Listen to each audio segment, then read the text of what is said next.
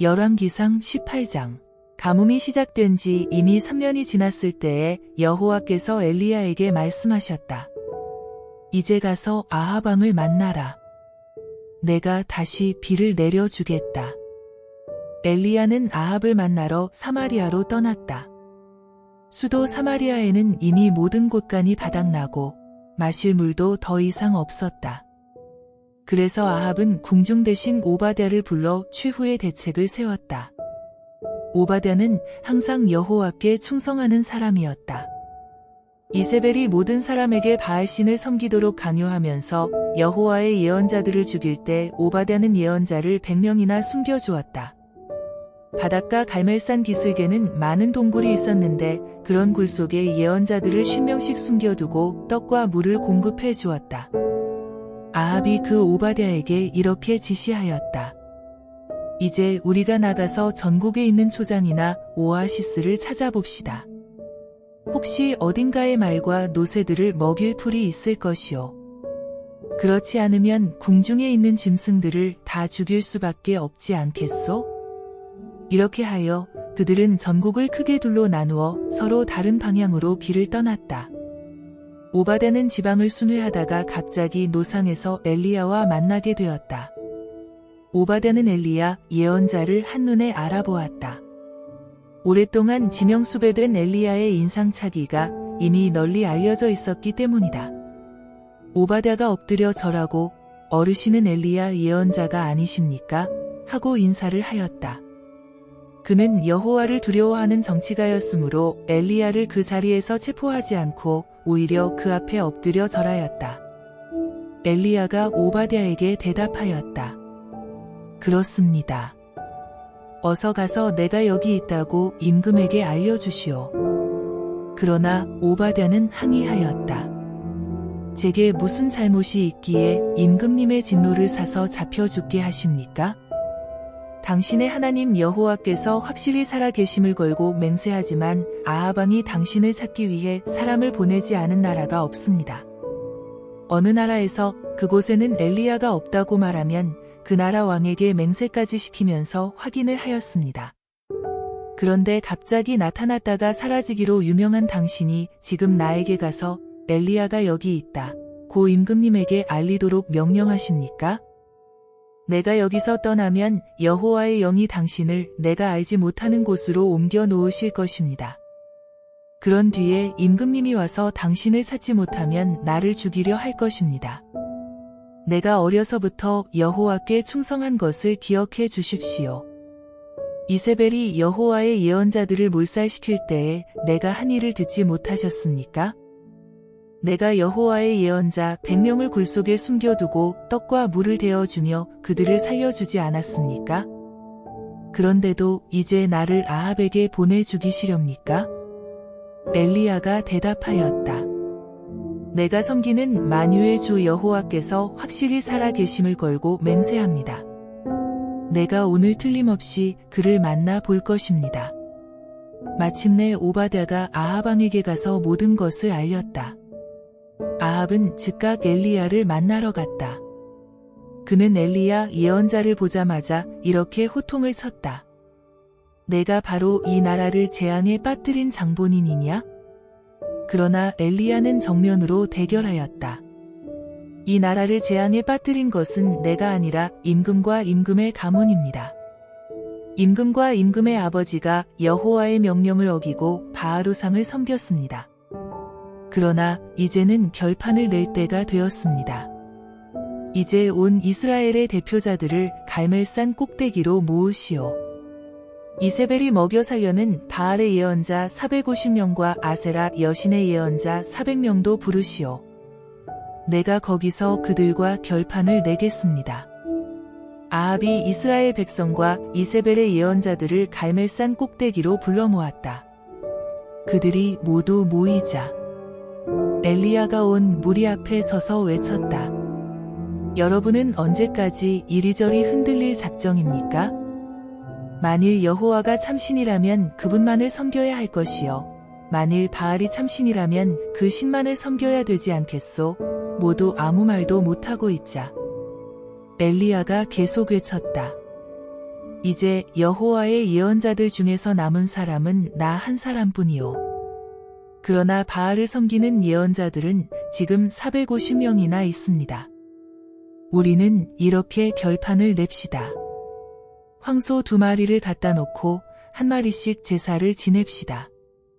바알의 예언자들이 1마리를 골라 잡아서 장작 위에 놓고 제사를 드리는데 불은 붙이지 마시오. 나도 나머지 황소 1마리를 잡아서 똑같이 제사를 드리겠습니다. 그들은 바알 신을 부르고 나는 여호와를 부르겠습니다. 어느 편이든지 불을 보내 응답해주는 신이 참 하나님이십니다. 온 백성이 참 좋은 방법이오 하고 대답하였다. 엘리야가 바알의 예언자들에게 말하였다. 그쪽이 숫자가 많으니 먼저 시작하시오. 황소 1마리를 잡아서 제물로 드려놓고 여러분이 섬기는 바알 신에게 기도해 보시오. 그러나 제물에 불을 붙이지는 마시오. 그래서 그들은 제물을 차려놓고 아침부터 정오까지 애타게 호소하였다. 바알 신이여, 우리의 호소를 들어주소서. 그들은 제단 주위를 빙빙 돌면서 춤까지 추었으나 아무런 응답이 없었다. 이렇게 하여 정오가 되자 엘리야가 그들을 조롱하였다. 좀 더 크게 부르짖어 보아라. 아마 바알 신도 묵상을 하는 것 같다. 아니면 급한 일이 생겨서 어디로 외출하였거나 여행을 떠났다가 아직 돌아오지 않았을 것이다. 마침 낮잠을 자고 있을지도 모르니 어서 그를 잠에서 깨워 보아라. 이번에는 그들이 점점 더 큰 소리로 부르짖으며 자기들의 관습에 따라 칼과 창으로 몸에 상처를 내어 피까지 흐르게 하였다. 그들은 마치 미치광이들처럼 날뛰며 울부짖었다. 그들은 저녁 제물을 바칠 때까지 오후 내내 그렇게 광란의 춤을 추었다. 그러나 모든 일이 허사였고 아무런 응답도 기척도 들리지 않았다.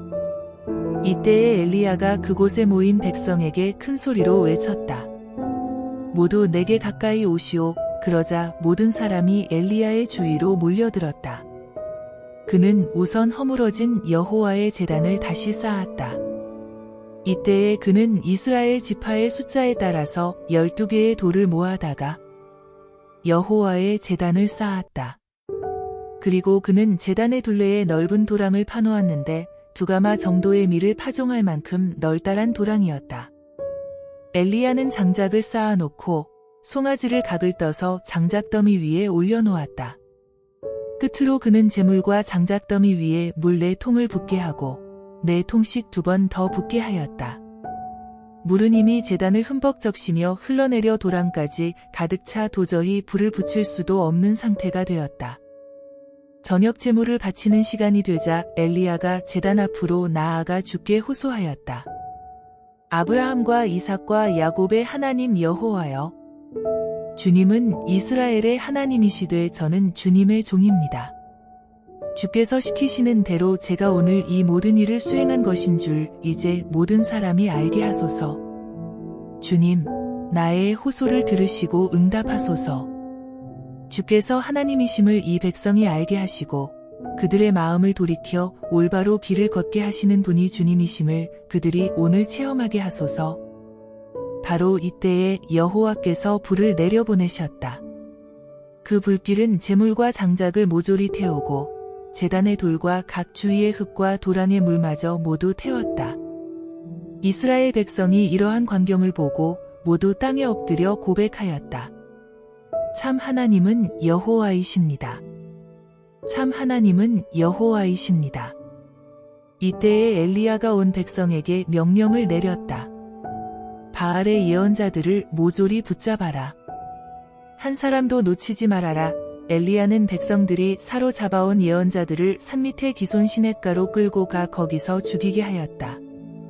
거룩한 갈멜산을 더럽히지 않기 위하여 시냇가로 끌어다가 짐승처럼 잡아 죽이고 시냇물로 그 피를 씻어 내게 한 것이다. 그러고 나서 엘리야가 아합에게 이제 식사하십시오. 벌써 큰 비가 몰려오는 소리가 들립니다. 하고 말하였다. 아합은 바알을 위하여 그동안 금식하고 있었다. 그러나 주께서는 이제 아합이 바알에게서 떠나는 것을 보시고 갈멜산의 성소에서 먹고 마시게 하셨다. 아합이 식사하러 성소로 올라가자 엘리야는 거의 갈멜산 꼭대기로 올라가서 땅바닥에 무릎을 꿇고 앉아 얼굴을 두 무릎 사이에 묻고 시종에게 일렀다. 더 높은 곳으로 올라가 멀리 바다 끝을 보아라. 시종이 올라갔다가 내려와 아무것도 보이지 않습니다. 하고 대답하였다. 그러나 엘리야는 영의 눈으로 비가 몰려오는 것을 보고 계속 시종을 올려보냈다. 시종이 7번째 다녀와서 아뢰었다. 바다 끝에서 손바닥만한 구름 한 조각이 떠올랐습니다. 그러자 엘리야가 이렇게 시켰다. 너는 아하방에게 가서 비가 쏟아져 길이 막히기 전에 마차를 타고 왕궁으로 돌아가시라고 일러라. 그러나 이미 폭풍이 일고 온 하늘에 먹구름이 덮이면서 세찬 소나기가 쏟아져 내렸다. 아합이 마차를 타고 이스라엘의 왕궁으로 달려가는데 여호와의 능력이 엘리야에게 임하자 그는 겉옷을 허리에 동여매고 이스라엘까지 30여 킬로미터를 아합의 마차보다 더 빨리 달려갔다.